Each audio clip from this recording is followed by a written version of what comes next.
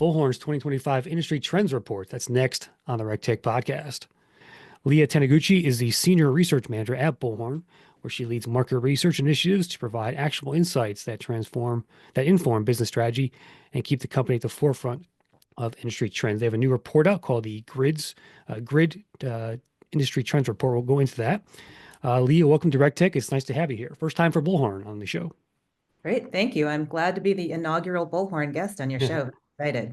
Excellent. So, first of all, what's new at Bullhorn? Every time I look around on the news wires, you guys are buying some new recruiting technology or something like that. But what's new at the company, first of all?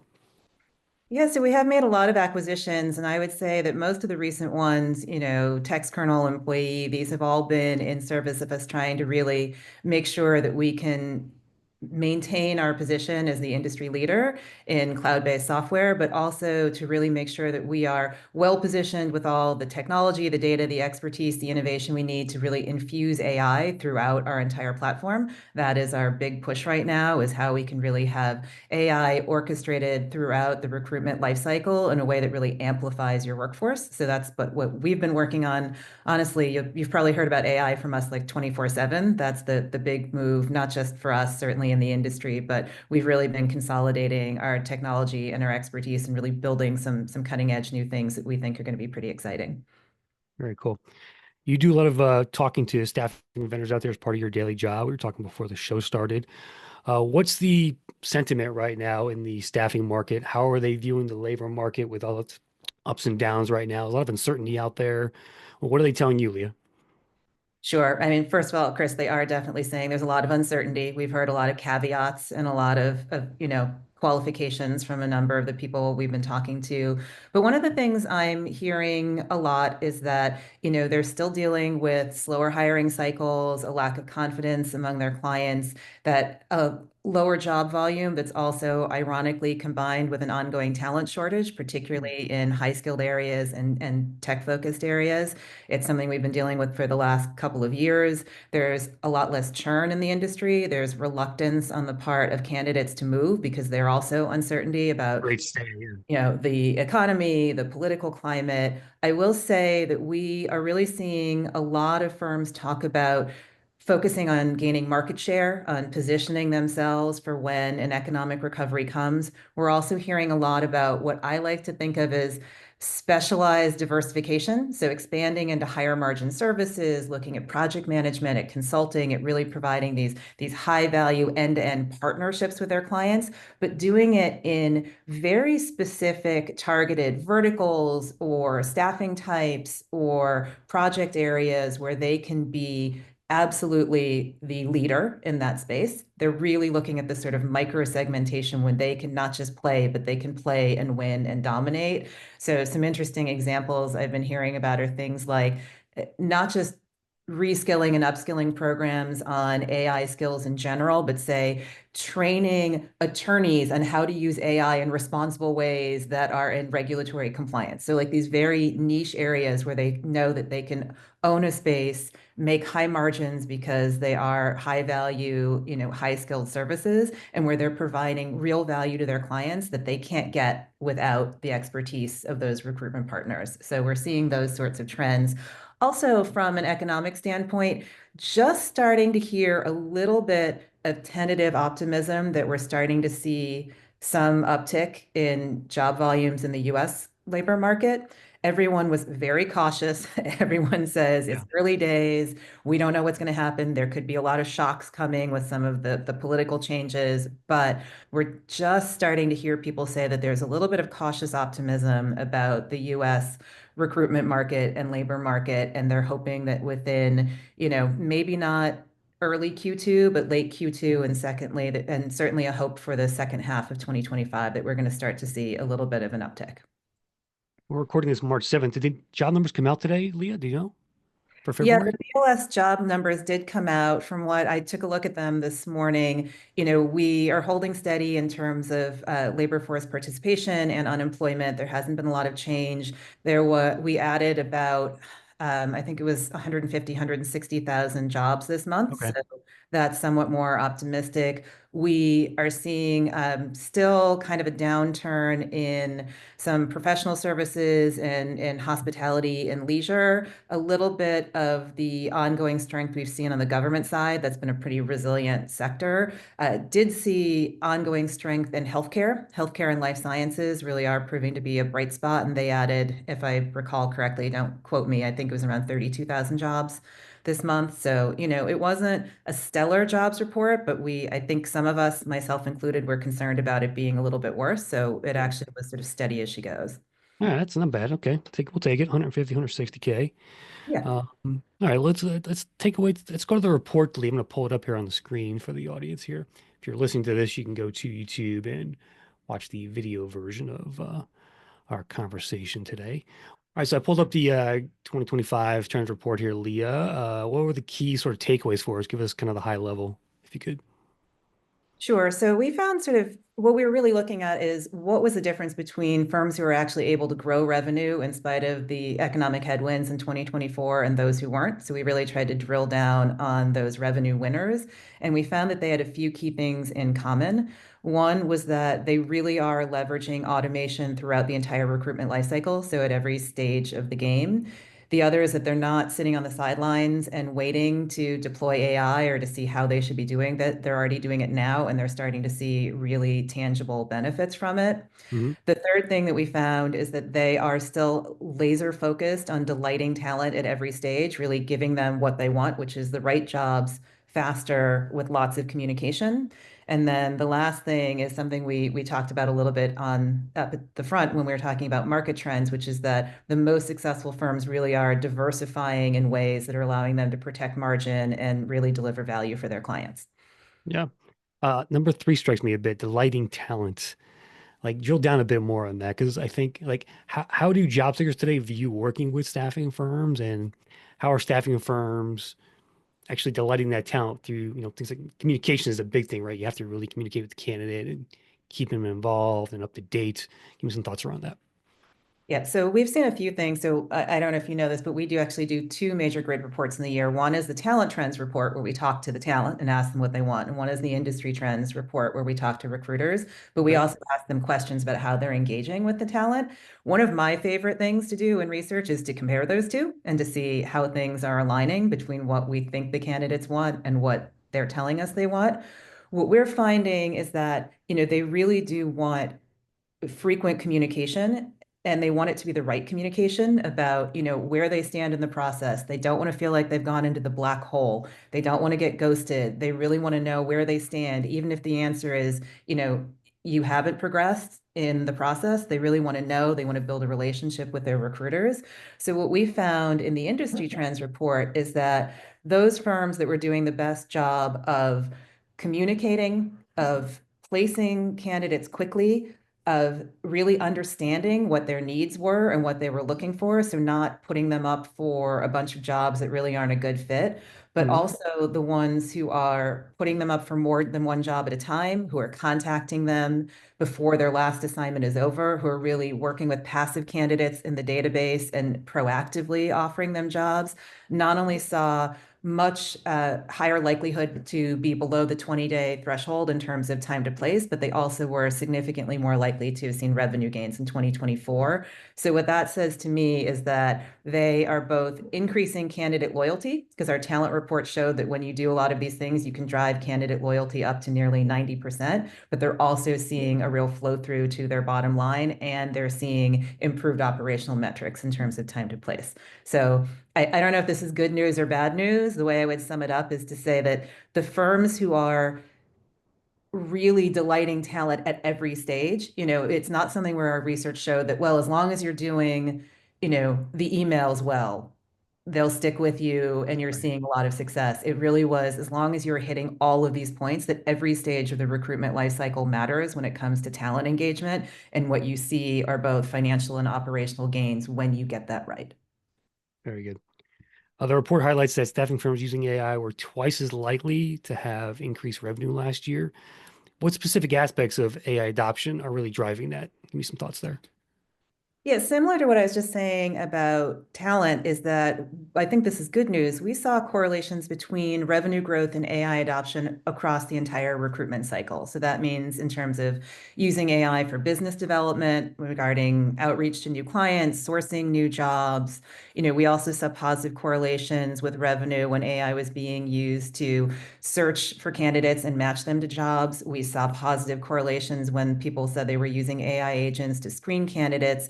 We even saw some pretty significant revenue gains when it came to the people who are already using AI to actually submit those clients or submit those candidates to their clients. So across the board, the data really suggests that, there's anywhere from a 10% to a 40% higher likelihood of having made money last year for each of these individual AI use cases.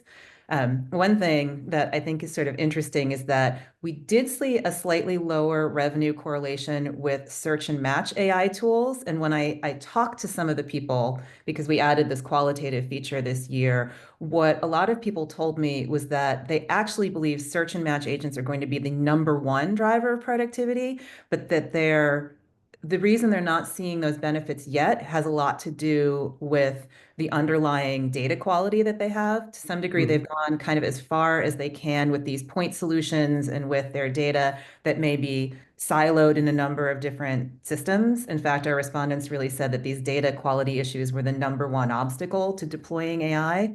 But I really feel like what I also heard from the staffing executives this year was that when we fix the data issues and when we really are able to deploy sort of a more platform-based solution that includes search and match agents, they are incredibly excited about how AI is really just going to supercharge that search and match part, that bread and butter of the recruitment lifecycle. They're seeing early benefits, but everyone thinks that it's going to do nothing but amplify geometrically. Yeah, I think AI is going to end the resume black hole eventually here. I Yes. wrote, I wrote a And piece on LinkedIn. that's so good for everyone, right? Yeah, That's exactly. I wrote a piece on LinkedIn last week about how AI is going to let everyone not just apply, but actually interview for a job. yep. Instead You're of gonna just find applying those now, you're going to interview now. AI is yeah. going to do it. That's going to create a fair process across the board. And I think by interviewing every candidate who applies to you, you're going to just increase your pool of talent overall, you know? And I'm going to say this is a personal thing, sort of separate from the research, Chris, but I hear a lot of people who are concerned about bias in AI. I Hmm. personally believe it's going to go the other way, that Yes, if we are thoughtful and deliberate and conscientious in how we build the AI that goes into recruiting, it could actually be the silver bullet that helps make sure that we eliminate an enormous amount of bias in hiring. couldn't agree more. Couldn't agree more. Um, let's talk about time savings. The report states that AI and automation can save recruiters up to 17 hours per week. How does this translate into improved efficiency and business outcomes for these staffing firms, Leah? Yeah, I'd say this is one of the most exciting findings that we had in this year's report was how much time respondents really thought AI was going to save their recruiters and their day-to-day work. There wasn't a single area in which the predicted time savings with AI was less than 20%. And I think this really flows through to the business outcomes and firms' bottom lines in a couple of key ways. First, it means honestly they're just going to be able to work more jobs, right? Because even in this market where there is a shortage of job recs, there are jobs that recruiters just can't get to. And when you think about this, here's how I like to think about it. 17 hours in a 40-hour work week is 43% of that time. Imagine that you could increase your capacity by that much without adding a single person to your headcount, without adding any real overhead. That's going to make a huge difference in productivity just in terms of reach.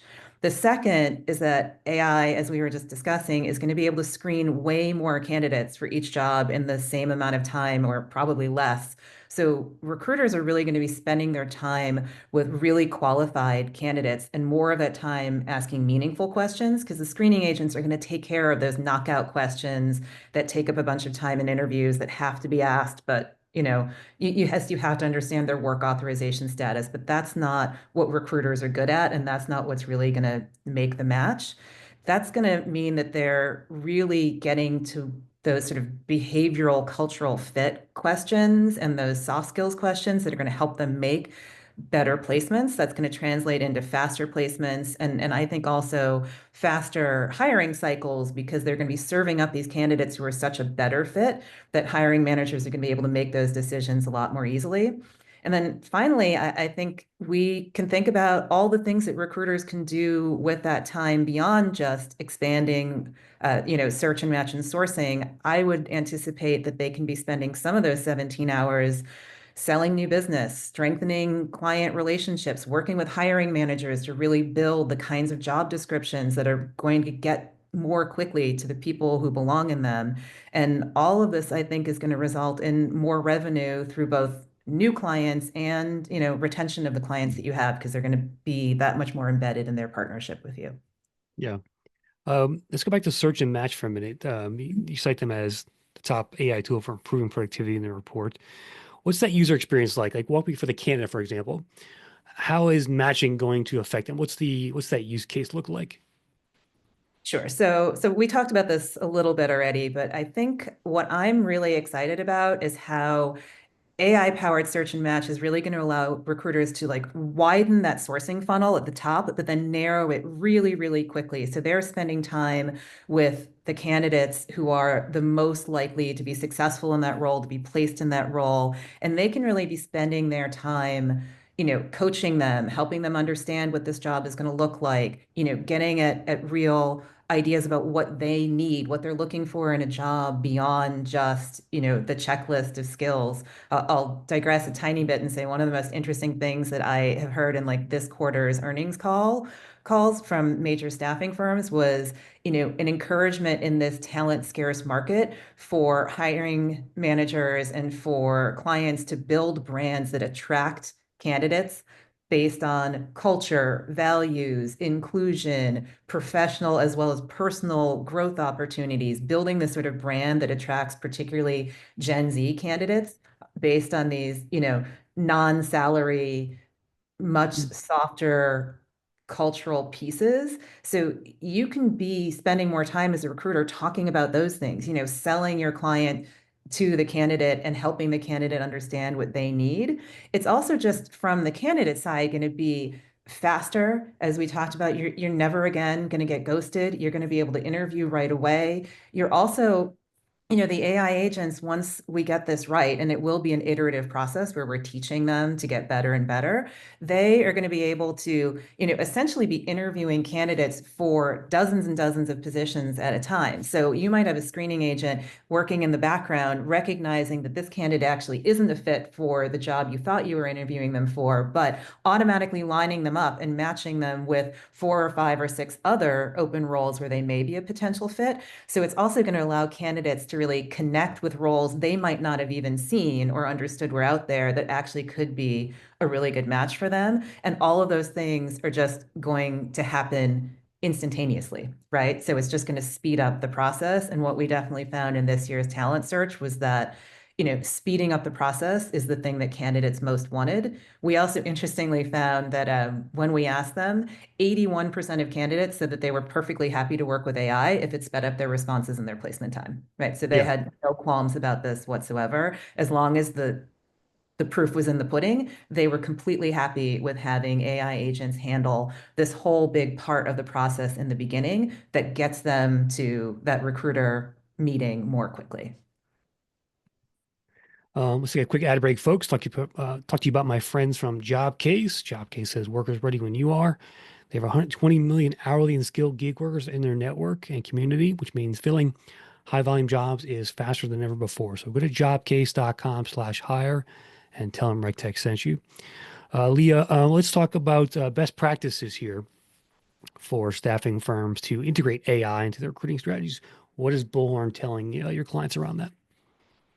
Yeah, so obviously, this is a complex and a nuanced process, and there are a lot of ways to think about it. But personally, I kind of think about it as a three-step process. Like first, you build the foundation of automation at every stage of recruitment. Second, you really leverage your data to fuel the AI engine because your data is your secret sauce. I know it certainly is for us here at Bullhorn. And third, you want to be really strategic about the implementation and adoption of AI. So, I feel like digital transformation is basically a continuum, and AI, in a lot of ways, is just a natural extension of the automation journey we as a recruitment industry have been on for the last 10 or more years.